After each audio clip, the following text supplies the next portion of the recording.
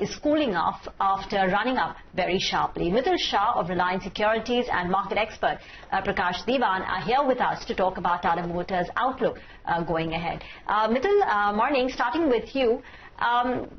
Despite the cautious guidance, the domestic demand is going to be impacted. We already know the April volumes were down 50% for Tata Motors. You would keep the faith in Tata Motors. You're recommending a buy call. Yes, certainly, though domestic situation is not great, as we all know, it's because of the COVID second wave. But we are taking long-term 2-year view wherein we are finding number of parameters which are in favor, starting with the domestic industry wherein commercial vehicle is ready for up move. In fact, we expect a strong up cycle already started for MHCVs. And since only Q4 it started moving up, so we expect and since only Q4 it started moving up, so we expect close to 100% kind of a growth for that industry. And as we all know, Tata Motors being a leader with above 50% market share, it will certainly benefit from this. Even domestic passenger vehicle side, company's market share from 4% has improved to 8%, so almost doubling the market share in a single year with a limited products. All the new products got very good response. So on the passenger vehicle side also, company reported first time positive EBIT with such a high decent EBIT of around 5%. So that industry also is expected to report a decent growth, wherein because of the market share gain, company will outperform strongly. Third important trigger is JLR, that barring this India and few Asian countries, all other countries because of the vaccination drive has started improving sizably.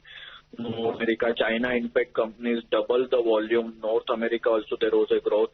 And in commentary also it highlighted Europe and UK also expected to report growth now onwards with their economic recovery.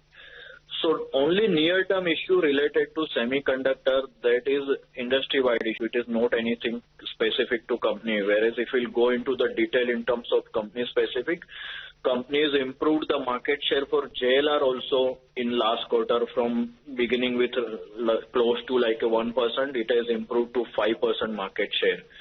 So all these things will help company outperform, and that's why we remain positive on company's business.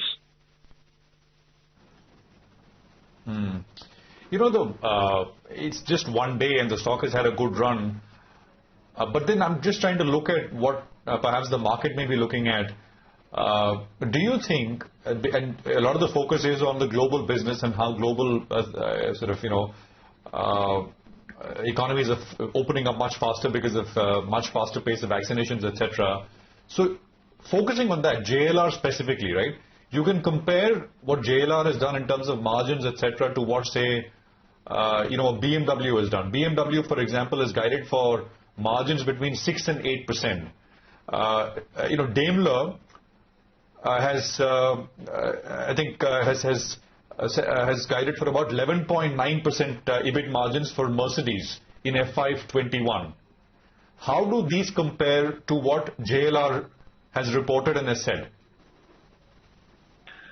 JLR reported 15.3% EBITDA margin and EBIT margin of 7.5%.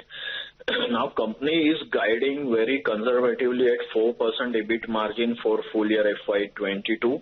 Even in a conference call with the analyst, it clarified that it's very conservative, assuming that Q1 would be a significant impact of semiconductor issue and some spillover in Q2 also. So factoring that kind of a maybe probably loss in Q1, full year guidance seems to be low, but if we consider a normal situation which would start happening from Q3 onwards, then second half margin would be certainly close to like 8 to 10% is very much possible, and that's why the blended margin guidance of 4% looks to be very low and it seems to be conservative. And if we notice the commentary by other players, everyone has increased their guidance on the volumes front as well as on the margins front, whether it's a BMW or Daimler. So similar positive surprises are possible for JLR and on their margin guidance also in coming quarters. On the other hand, all other parameters in terms of company's inventory, working capital, debt, everything is becoming favorable. So slowly, all the financials, including profitability guidance, will improve from the current level. Only the disconnect, as you pointed out, this time is that why the stock, despite such a strong performance, is down. We believe that earlier indication by the company was that semiconductor issue will be in a Q1 and Q2 will start seeing more or less normalization, and Q3 will be a definitely strong bounce back. Here the deferment is that company is now indicating Q2 will be also similar, semiconductor issue will continue, maybe some improvement on a sequential basis.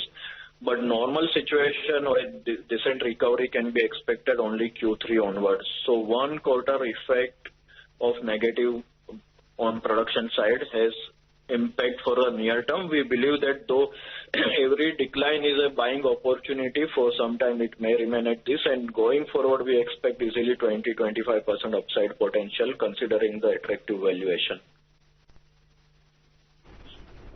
Okay, Mithul, that's very explanatory. So the 4% JLR EBIT margin guidance, according to you, is conservative. You're expecting margins to actually trend closer to that 8 to 10% mark, though the miss this time has been in the fact that the semiconductor shortage will impact them in Q2 as well, something which is not in the street estimates earlier. Prakash, as Mithul said, that we all know that there are near-term headwinds for the Tata Motors business. But over a 2-year period, over a longer period, the growth drivers do seem to be intact. So then how would you approach it? Is your bear call or the negativity just for the short term? That's right, Rima. I do concur with Mithul's point that it's a great turnaround story and it's work in progress. And we're probably somewhere close to the midpoint of this turnaround. So there's a lot of growth that's potentially ahead of us. But the disappointment today in the stock is because the expectations going into earnings were very high. That's one. And the second thing is that the management has been not only sounded conservative, they've sounded extremely cautious. Extremely cautious of the fact that this disruption in the current quarter could probably show much more muted numbers for them all across. And given the kind of valuation that JLR is continuing to get in spite of the stress that's there in the overseas business as compared to a BMW, and as Prashant rightly pointed out, when you have some of these major well-entrenched players also talking about just, single-digit margins, and here you have a company that's struggling to kind of grow in some of the markets, revenue will come at the cost of margin compromise. Even in the US, if things look up, the inflationary trends very clearly tell you that the pricing power is still some time away to come back. So everywhere you will see top-line growth, but probably not great profitability and margins. And the other thing is the debt restructuring or the deleveraging that the company spoke about would need to be very accelerated towards the second part of this target of 2023. So if that has to happen, the fundraising will be slightly dilutive. And that's one of the reasons why a lot of institutional investors would want to see the timelines for all of that additional capital raise. So I'm just saying it's a great stock. It could kind of, do well in the next 2 years. But if you were to buy it, you could probably see levels of 250, 260, and that becomes a much more attractive from a risk-reward standpoint. So in Jan also we spoke about it. I was a bit cautious that the stock has rallied significantly from there. We were speaking at about 240. I remember, and it's gone all the way to 300 plus. But 250, 260 is a level that you could probably attain given the immediate headwinds to the stock. So, that's my point.